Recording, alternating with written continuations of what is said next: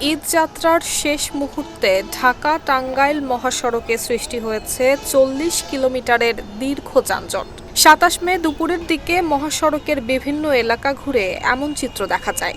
দীর্ঘ সময় গাড়ি আটকে থাকায় নারী, পুরুষ, বৃদ্ধ এবং শিশুসহ সকল বয়সী ঘরমুখী মানুষকে পোহাতে হচ্ছে চরম ভোগান্তি। হাইওয়ে পুলিশ এবং স্থানীয় সূত্রে জানা গেছে, আজ সকালের দিকে মহাসড়কে যানজটের দৈর্ঘ্য ছিল প্রায় ৬০ কিলোমিটার। ভিটামিন ই ও সি সিরাম ৮টি প্রাকৃতিক অয়েল সমৃদ্ধ লিলি সিরাম অয়েল, যা চুল পড়া কমায় মাত্র ৩০ দিনে।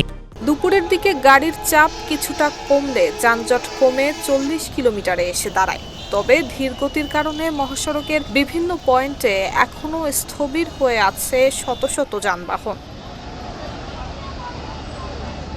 যানবাহন সংকটের কারণেই অনেকে বাধ্য হয়ে খোলা ট্রাক, পিকআপ এবং যাত্রীবাহী বাসের ছাদে চড়ে অত্যন্ত ঝুঁকি নিয়ে বাড়ির উদ্দেশ্যে রওনা হয়েছেন। বিশেষ করে তীব্র গরম এবং যানজটের কারণে বাসে আটকে থাকা শিশু এবং বৃদ্ধরা সবচেয়ে বেশি কষ্ট পাচ্ছেন।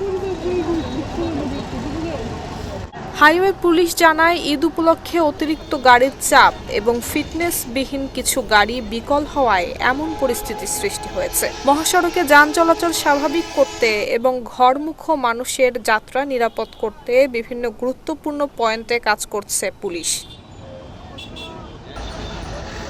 নুসরাত জাহান মেহেক, ঢাকা পোস্ট।